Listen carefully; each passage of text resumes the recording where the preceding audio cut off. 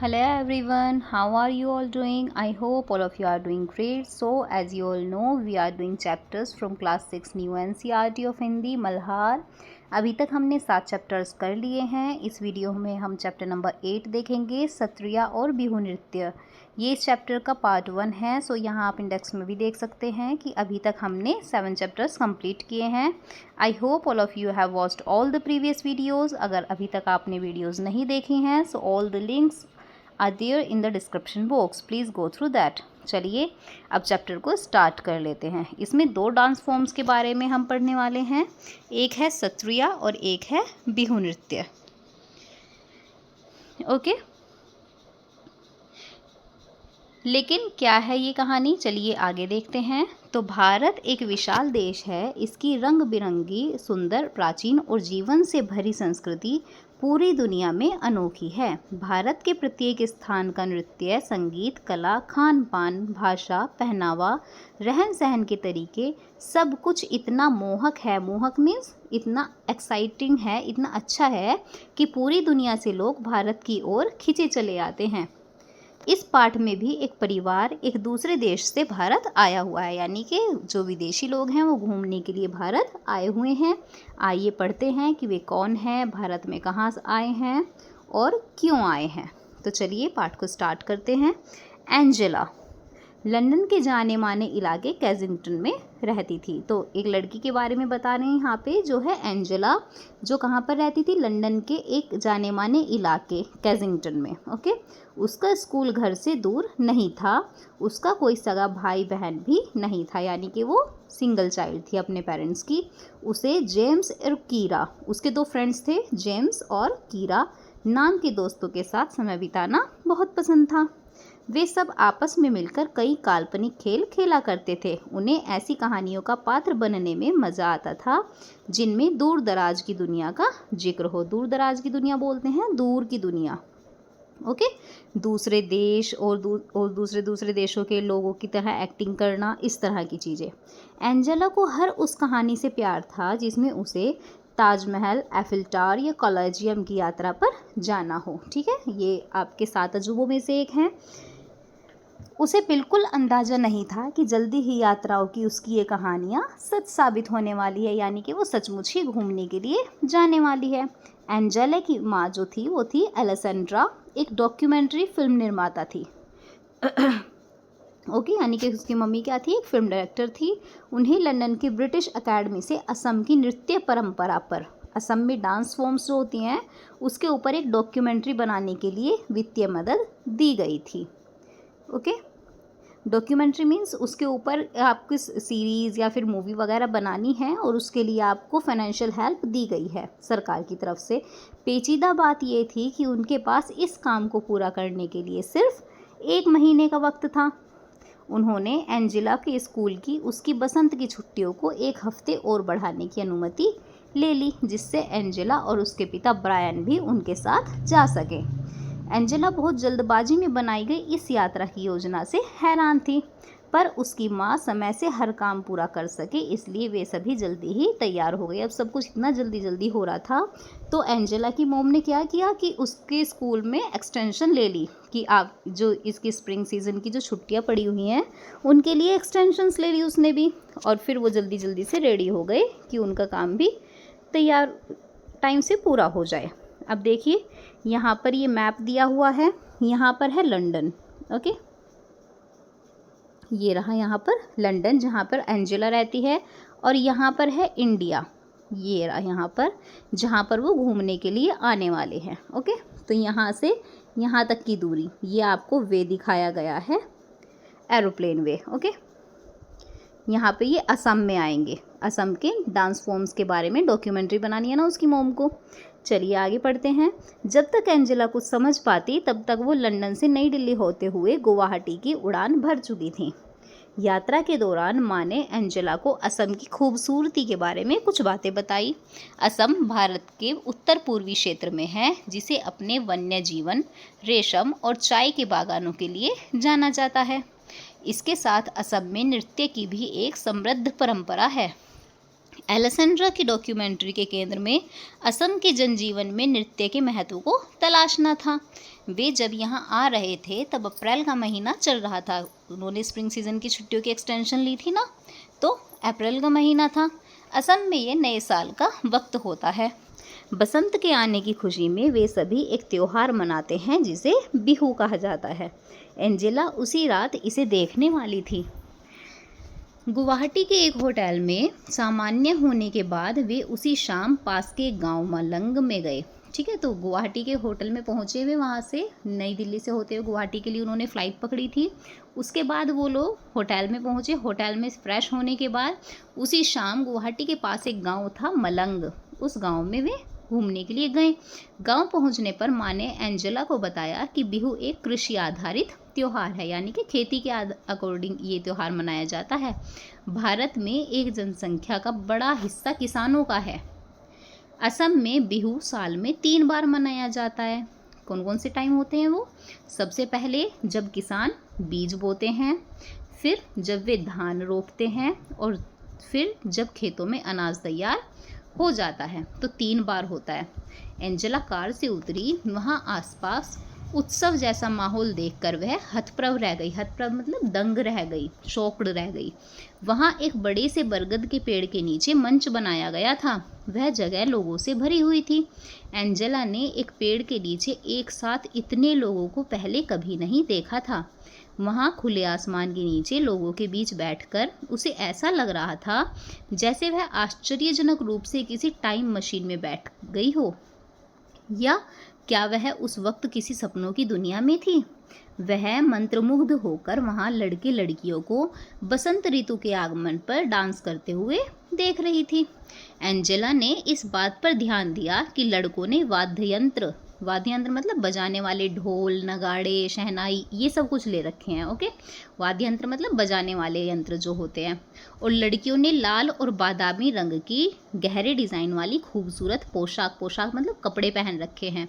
वे सभी काफ़ी रंगीन और मस्त लग रहे थे। उनका हिलता डुलता शरीर, हाथ पैर की हलचल से समझ आ रहा था कि वे मौज मस्ती के नृत्य में खोए हुए हैं। उसकी इच्छा हुई कि वह भी अपने घर पर बसंत के आगमन पर ऐसे ही डांस करेगी या नृत्य करेगी। देखिए यहाँ पर फोटोज़ में, देखिए ये जो लड़कों ने यहाँ पे ढोल पकड़े हुए हैं, ये इन्होंने ये शहनाई जैसा समथिंग कुछ पकड़ा हुआ है ना, तो ये सब क्या कहलाते हैं? वाद्य यंत्र। और लड़कियाँ गहरे बादामी और लाल और बादामी रंग की पोशाक में डांस कर रही हैं। ठीक है, आगे देखते हैं। बिहू नृत्य और इसके उत्सव से अचंभित एंजेला और उसके परिवार ने इसके साथ साथ लजीज पकवानों का पूरा आनंद लिया। जब वे वापस लौटे तो माँ ने एंजेला से पूछा कि उसे बिहू कैसा लगा। एंजेला के मन में कई तरह के विचार चल रहे थे। उसे अच्छा लगा कि इस उत्सव और नृत्य दोनों को ही बिहू कहा जाता है। उसने माँ से पूछा कि क्या संगीत और नृत्य केवल त्योहारों पर ही होते हैं। माँ ने बताया, पूरी दुनिया की संस्कृतियों में लोग नृत्य और संगीत से अपनी भावनाओं को व्यक्त करते हैं। खासतौर से भारत में बहुतायत यानी अधिकतर ऐसा होता है। असम का बिहू नृत्य ग्रामीण जनजीवन के साथ साथ फसल लगाने से लेकर बसंत के आगमन तक जुड़ा हुआ था।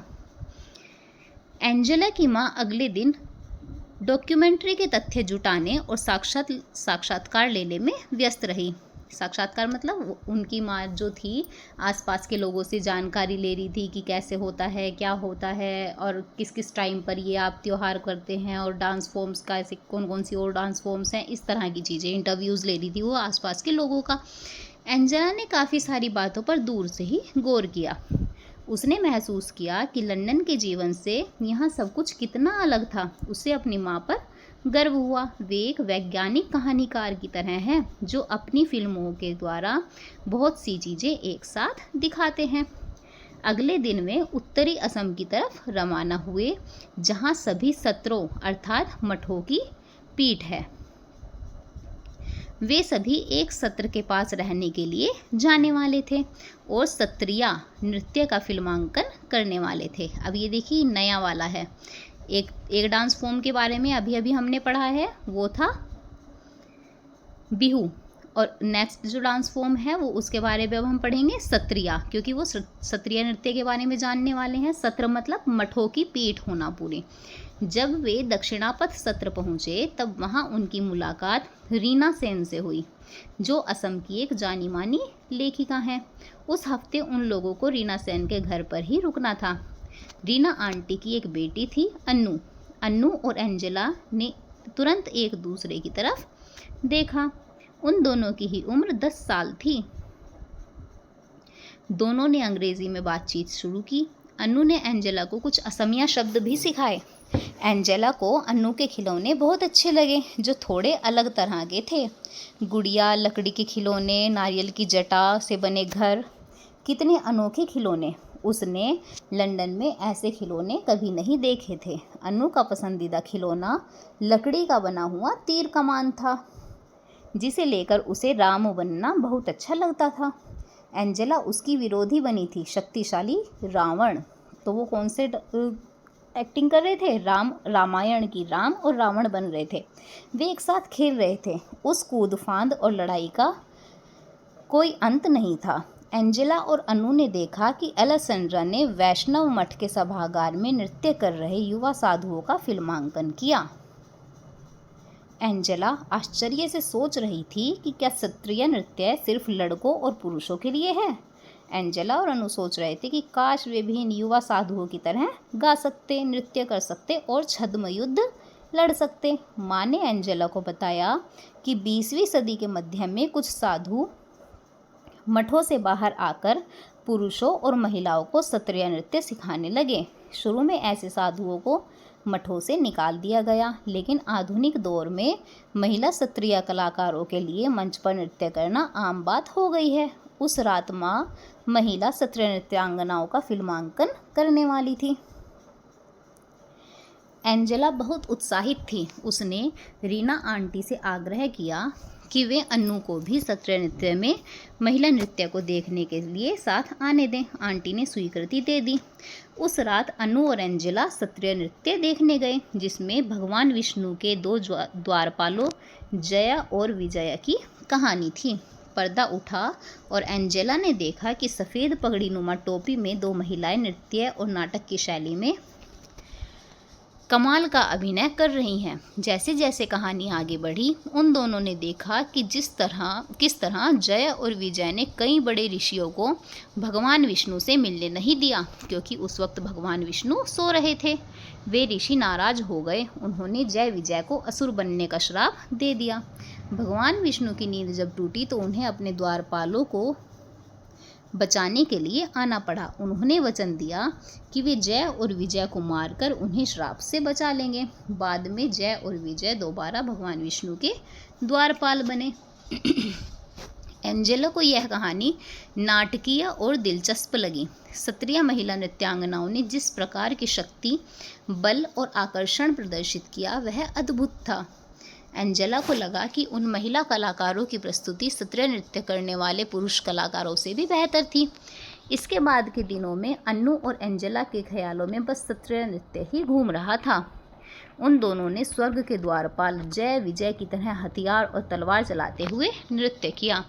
एलेसेंड्रा बच्चों की इस उत्सुकता को समझ गई और वे उन्हें क्षत्रिय कलाकारों के साथ होने वाले साक्षात्कार में साथ लेकर गई। एंजेला और अन्नू बहुत खुश थी।